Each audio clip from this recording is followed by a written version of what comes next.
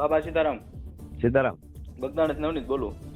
હા નવનીતભાઈ. માયાતા બોલે? હા હા.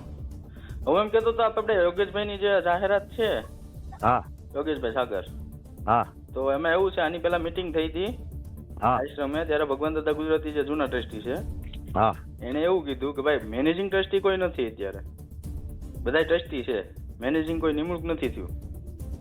તો એનો વિડીયો આગળ મૂકી દઉં.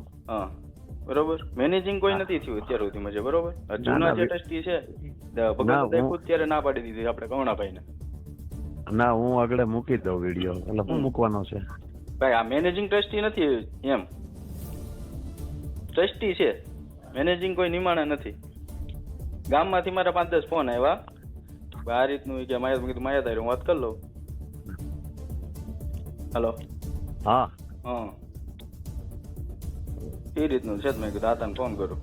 એટલે સારું છે. આ બધા નોંધ લીધી, સારું છે. ઓલું બોલ્યો એ કોઈ નોંધ ન લીધી ને? કઈ ઉત્સવ કર્યો હે?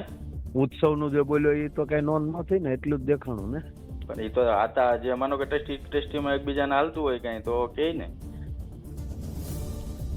ઉત્સવ નું થયું તો સારું જ છે ને ભાઈ. એ રીતનો ઉત્સવ કરે છે. હું આગળ મોકલી જ દઉં છું. આગળ એ બધું મૂકી દઉં.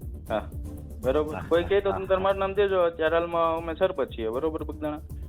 હે? કોઈ કહેતું હોય કે આ ભાઈ કોનો ફોન આવ્યો કઈ છે તો મારું નામ આપી દેજો. હલો, બોલો ને. જયરાજ આહિર બોલું બોરડાથી. હા બોલો. મળવું તું ક્યાં છું?